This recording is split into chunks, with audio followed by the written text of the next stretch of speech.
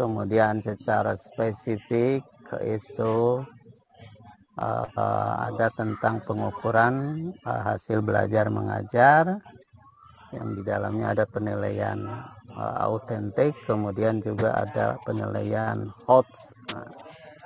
Ini yang selalu sekarang berikan penguatan penilaian HOTS. Jadi at-tafkir al-ali, berpikir tingkat tinggi. Meskipun kalau implementasinya di bahasa Arab itu agak susah di-hot-hotkan gitu ya. Tidak di-hotkan juga susah gitu. Ya kemarin kan beberapa problem. Hanya pelafalan huruf saja masih bermasalah ya. Fi nutqi al-aswat al-arabiyah hunaka maskil adidah. Kemudian fil mufradat ya. Wa fahmi Anas atau fahmil masmu, apalagi itu. Sementara kalau di hot-hotkan, hot itu kan jadi berpikirnya tingkat tinggi, nggak boleh lagi nanya itu, nggak boleh lagi nanya misalnya udukur asma ad-domir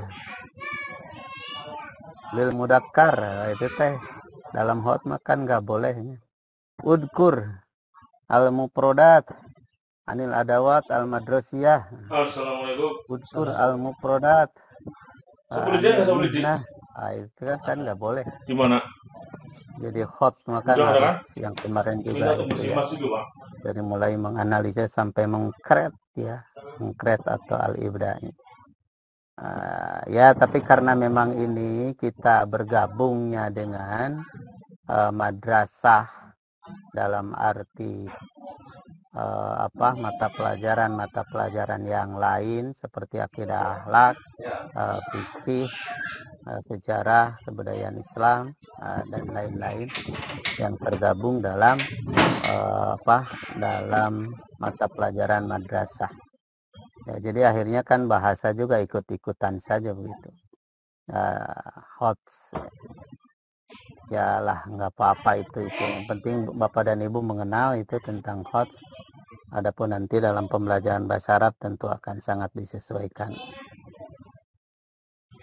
Kemudian kemarin juga ada yang barunya, ini saya juga memang belum terlalu paham dan belum mempraktekkan, yang asesmen nasional urusan AKM itu angka ketuntasan minimum yang lebih itunya dominannya kepada literasi dan numerasi.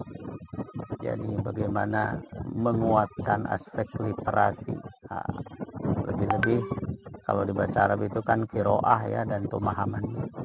Kemudian numerasi, bagaimana berpikir secara logis begitu. Nah, itu juga kan untuk yang lain ya, memang bahasa Arab dipaksa ikut-ikutan juga ya. Bagaimana AKM itu ya terlalu jauh ke AKM ya, untuk sekedar di kelas saja kan masih banyak bermasalah yang biasa-biasa saja, apalagi kalau di AKM kan. Lagi-lagi itu adalah sebagai bahan informasi, bahan pengetahuan, tentu Bapak dan Ibu sebagai guru jadi menambah wawasan tentang adanya penguatan sekarang, yaitu AKM, asesmen nasional, yang diantaranya ada AKM, angka ketuntasan minimum. Baik, sebelum itu saya menguatkan dengan PowerPoint khususnya tentang evaluasi. Cuma ya kebiasaan saya itu ya, karena dosen bahasa Arab jadi selalu pakai itunya. Hampir kebanyakan PowerPoint-nya pakai bahasa Arab. Nah, sekarang juga pakai bahasa Arab. Sekedar menambah menambah pengetahuan saja, sekaligus juga sarawat lugawiyah.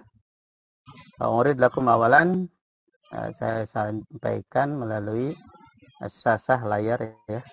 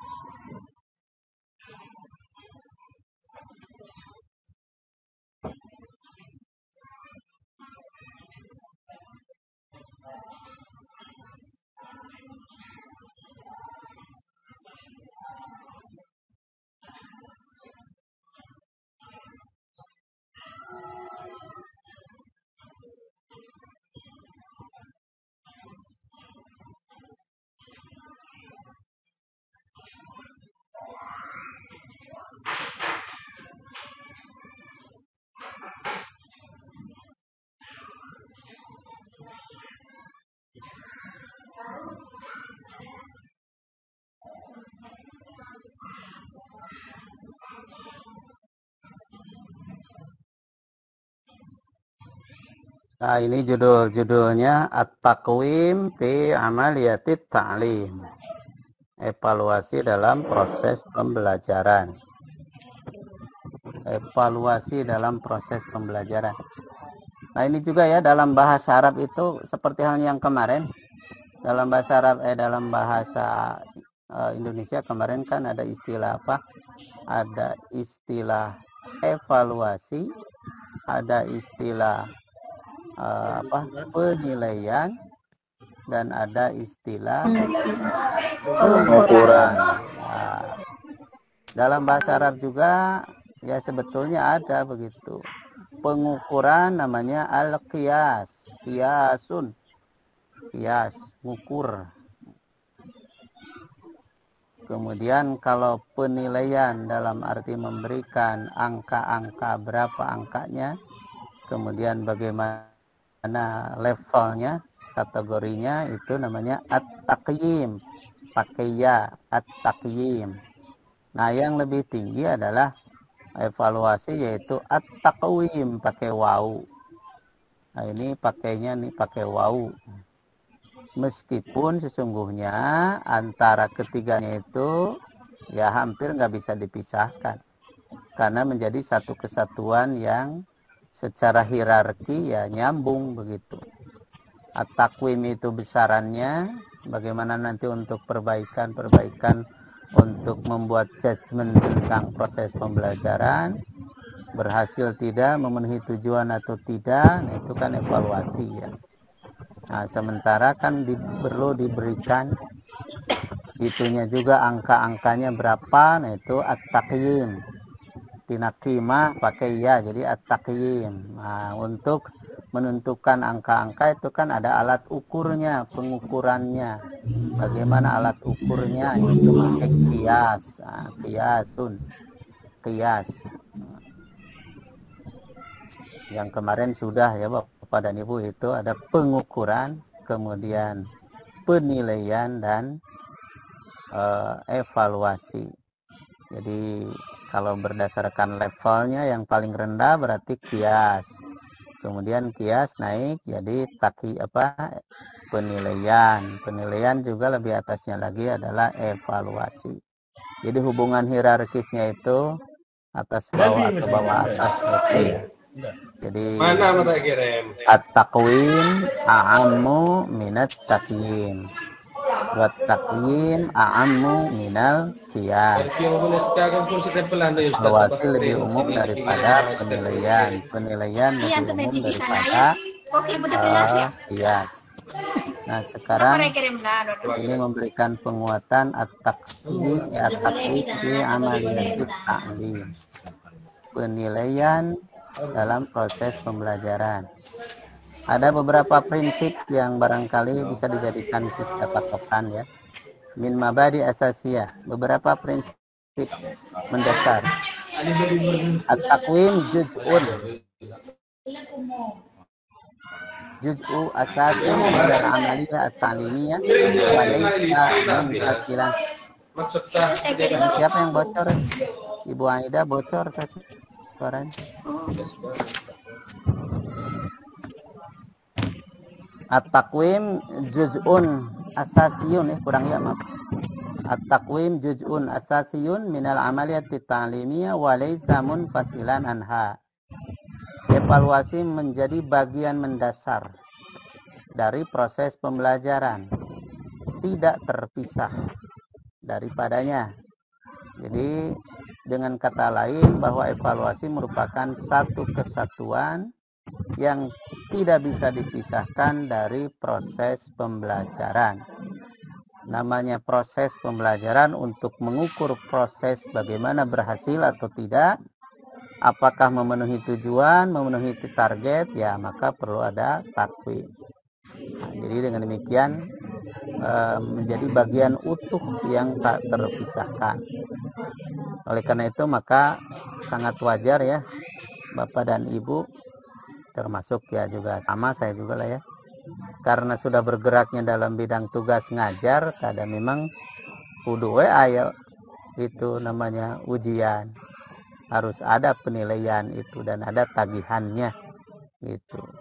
Ada penilaian-penilaian, termasuk juga kan dalam RPP juga dicantumkan ada penilaiannya, harus ada penilaian.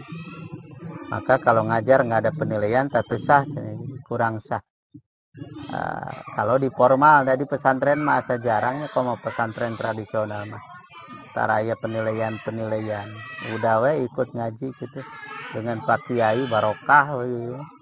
Nggak ada tugas harus membuat rumusan penilaian ya.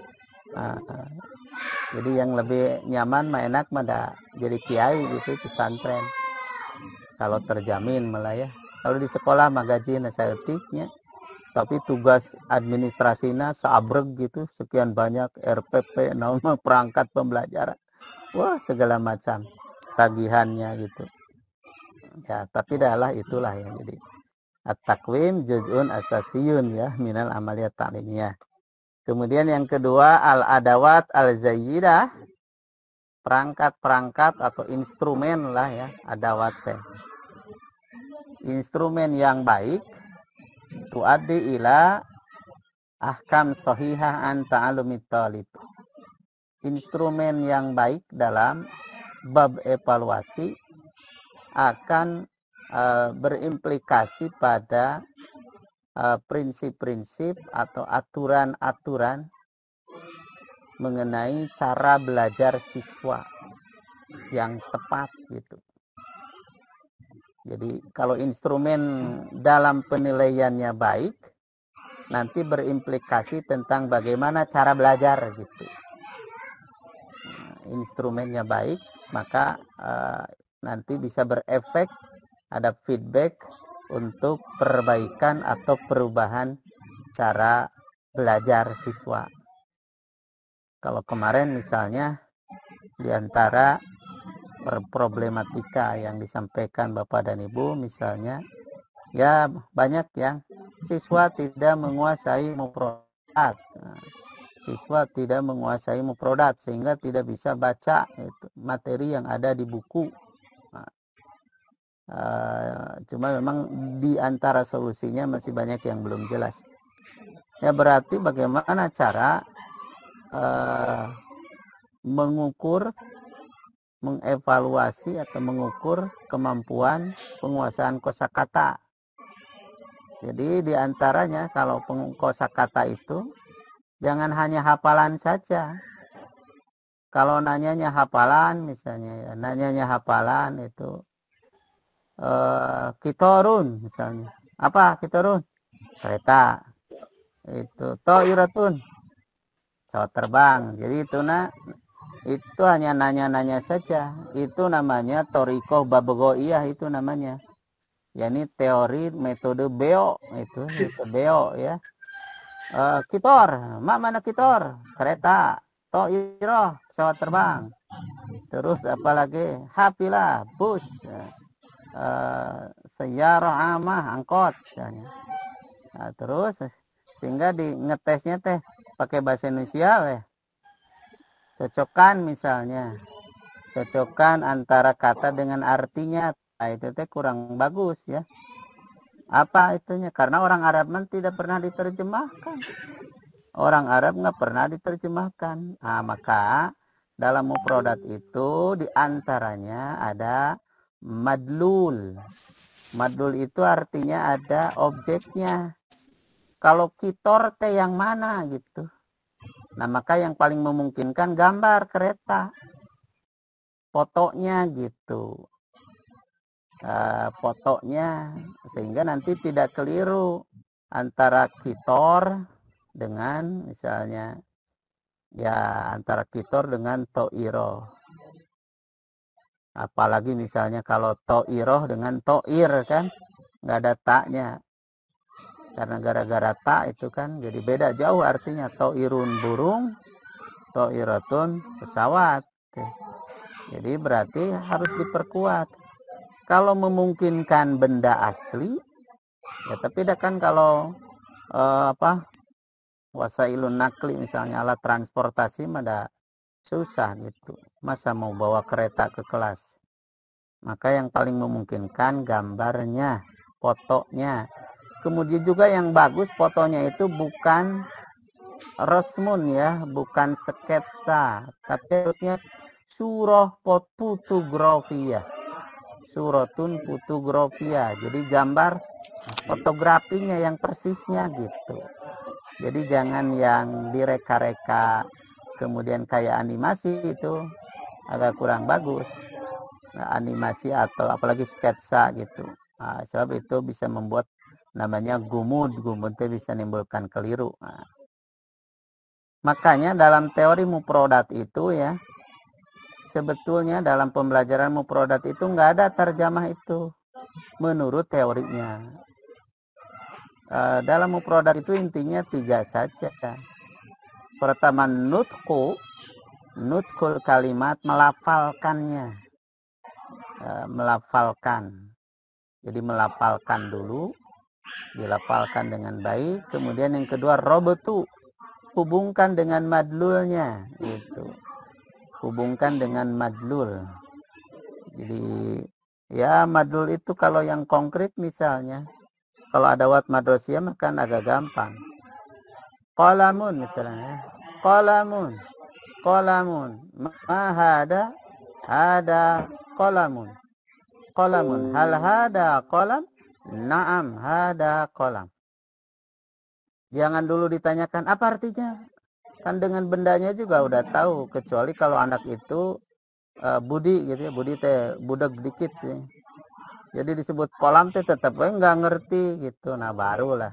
Kalau di sini udah tahu, oh itu mah pulpen. Nah berarti kan sudah tahu. Kolamun teh pulpen. Ya. Kolamun gitu. Dibuat aja pertanyaan sedikit. Ma hada kolamun. Hal hada kolam? Naam hada kolam. Bisa juga ke itu. Hal indaka kolam? Kamu punya pulpen kan? Hal indaka kolam? Indi kolam. Jadi ya satu nutku, yang kedua robotu, yang ketiga siak, namanya siak. Siaknya digunakan. Jadi jangan kolamun pulpen hayo nepi ka ieu nya. Nepi ka ngabudah mah kolamun pulpen kolamun, tapi nggak bisa menggunakannya gitu.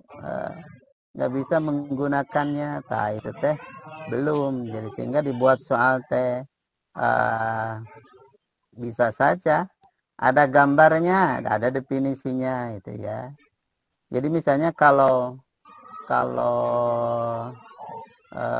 dalam tesnya itu bisa diantaranya ngetes ya, kalau menjodohkan kata dengan gambarnya gitu, jangan dengan artinya, dengan gambar persisnya. Kemudian kalau ngisi titik-titik misalnya kata batolibu adarsa bi, nah itu kan berarti penggunaannya, kata batolibu adarsa bi. Atau bisa juga misalnya kalau kolam di atas meja, al qalamu alal maktab, al qalamu alal maktab. Jadi termasuk yang lainnya ya. Jadi instrumen yang baik nanti bisa berdampak pada penentuan cara belajar.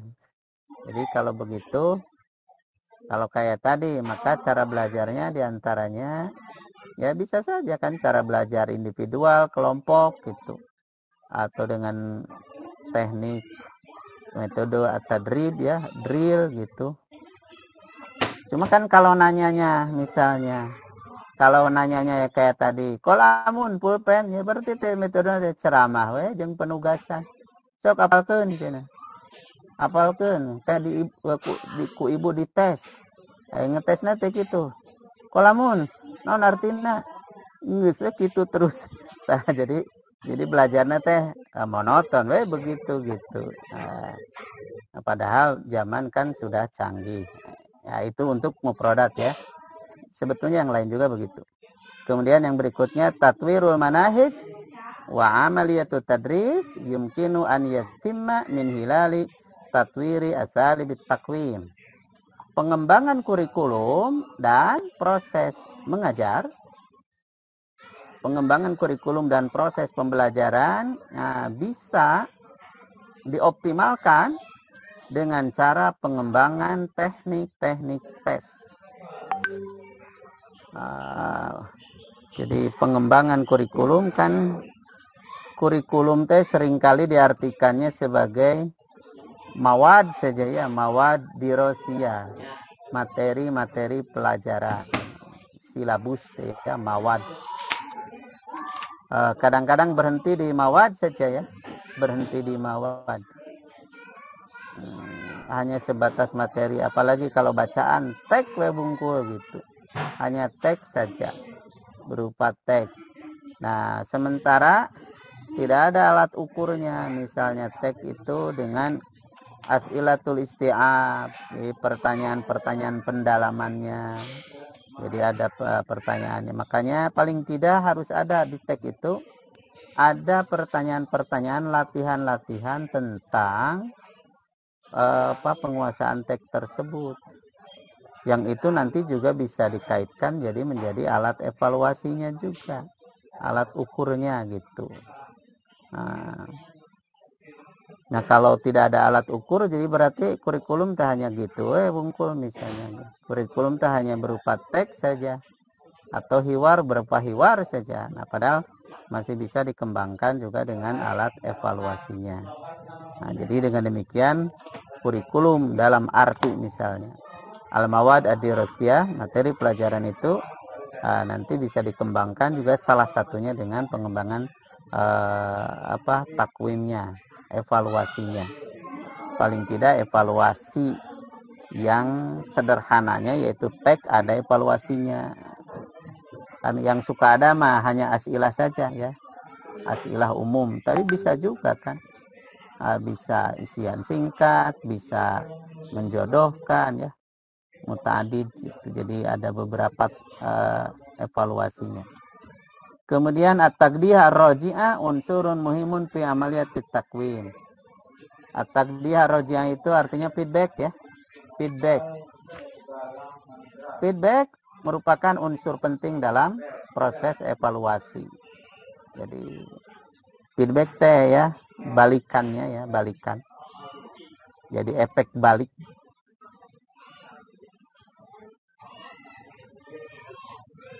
At-taqdiyah ar-raji'ah. Kalau ibu ngajar ngajar teh sebetulnya mah ya udah capek dah, ngajar tehnya udah sering. Tapi kenapa ya, seperti misalnya kayak nggak berarti tuh ngajar sudah capek-capek, tapi tetap anak itu ya masih saja sulit gitu, masih saja. Kan persoalan ari belet mahnya ada eta mah kudrot mereka ya, kalau urusan, tapi kan masih bisa diarah-arahkan. Jadi sudah mengajar tapi masih ada kesulitan. Nah, barangkali ini dari feedback ngajar anaknya masih sulit sini, berarti gimana ya? Jadi makanya ada dicoba di tesnya. Nah, dicoba dites dulu, nggak bisa, berarti ini ada masalah lah gitu. Jadi dengan demikian bisa dikatakan bahwa evaluasi itu menjadi alat untuk mengetahui feedback dari kegiatan mengajar gitu. Jadi bagaimana kita yang sudah disampaikan itu sudahkah dikuasai atau belum? Nah, sudahkah dikuasai oleh siswa kan? Nah, untuk mengetahui bagaimana penguasaannya kan harus ada tesnya. Nah, jadi untuk mengetahui apakah yang kita sampaikan itu bisa diterima, bisa dipahami, bisa diserap, berarti kan harus ada evaluasinya. Nah, jadi dengan demikian, ya ini menjadi penting ya evaluasi untuk memberikan feedback itu ya, feedback supaya nanti ngajar diperbaiki, atau mungkin termasuk juga soalnya nanti diubah lagi gitu, divariatifkan. Nah itu karena menjadi satu kesatuan tadi ya yang di awal, maka penilaian bisa memberikan feedback, termasuk juga dari pembelajaran juga memberikan feedback untuk menentukan penilaian, itu alat ukur. Kemudian berikutnya terakhir, hunaka alaqah qawiyah baina ma yatimmu takwimuhu wa ma yatimmu ta'alumuhu. Ada hubungan signifikan antara materi yang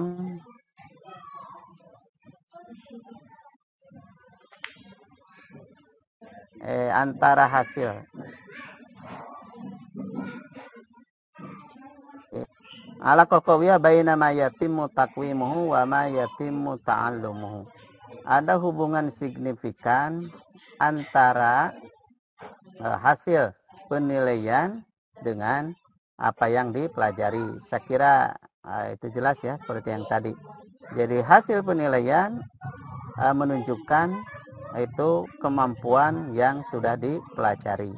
Untuk mengukur bagaimana kemampuan yang dipelajari, ya maka perlu ada penilaian. Nah, maka ini penegasan ya, hunaka alaqah qawiyah baina ma yatimmu taqwimuhu wa ma yatimmu ta'allumuhu. Intinya ada hubungan signifikan antara alat evaluasi dengan apa yang sudah dipelajari, antara evaluasi dengan apa yang sudah dipelajari.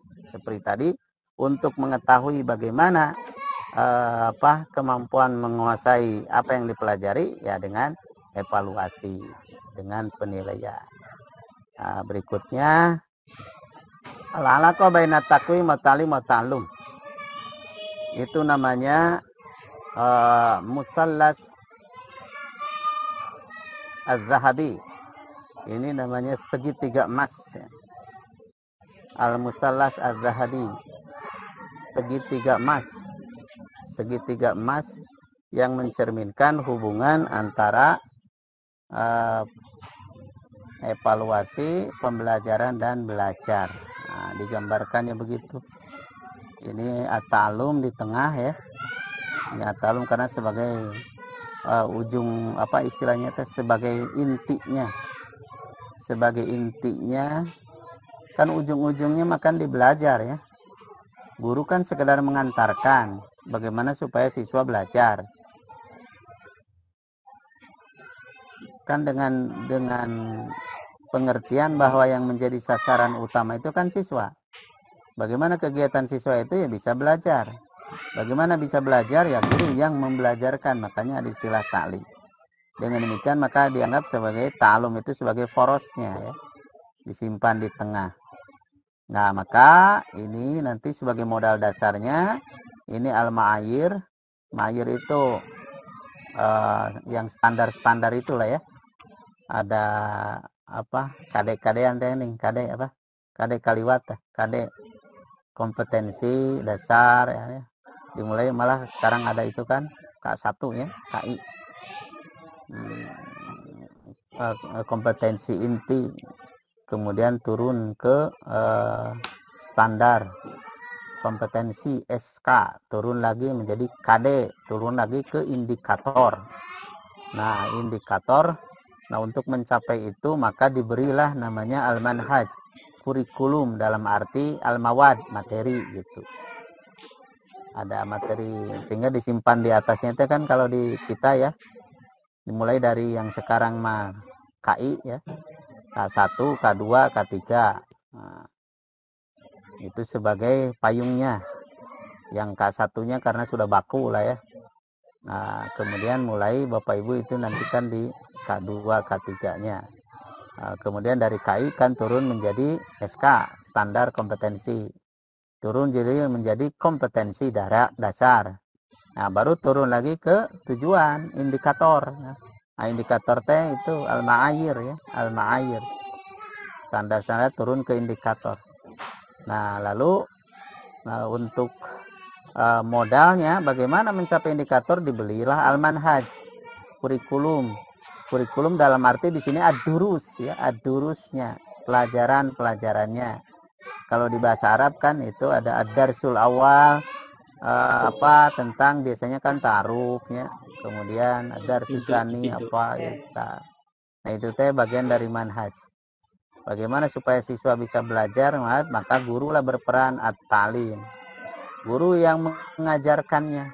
Bagaimana mengukur keberhasilan belajarnya? Ya at-taqwim, evaluasi. Nah, jadi dengan demikian maka ini dianggap paling tidak ini adalah al-musallas az-zahabi. Ini segitiga emas. Kurikulum, pembelajaran, evaluasi. Semuanya adalah untuk membuat belajar siswa itu menjadi efektif, kemudian bisa memberikan hasil yang diharapkan. Jadi intinya bagaimana belajar itu berjalan dengan baik, memberikan hasil, ya maka tiga belah pihak ini ya, tiga unsur ini menjadi satu kesatuan. Selesai. Kemudian berikutnya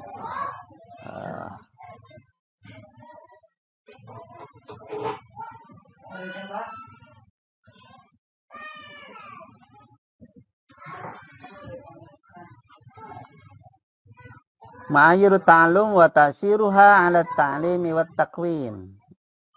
Ma'ayiru ta'allum, indikator pembelajaran dan pengaruhnya terhadap kegiatan mengajar dan memberikan evaluasi. Jadi tadi kan berangkat dulu dari indikatornya apa. Ya, kalau turunannya kan, kalau di kita kan sebelum indikator yang tadi teh ya. Jadi ada K1, kemudian SK, KD, nah baru turun ke indikator lebih rincinya. Nah, indikator-indikator ini maka nanti akan berimplikasi, berpengaruh terhadap proses pembelajaran dan sekaligus juga proses evaluasi. Nah, contohnya misalnya indikator ini sekedar contoh saja. Indikator umumnya yastahdimul lughata litandimi afkarihi wa ardiha wa intajil ma'rifati. Siswa mampu menggunakan bahasa untuk mengelola gagasannya, lalu menyajikan dan menghasilkan pengetahuan baru. Siswa mampu menggunakan bahasa dalam rangka mengelola pikiran, maksudnya malah menyampaikan gagasan. Menyampaikan gagasan termasuk juga memproduksi atau mendapatkan pengetahuan baru.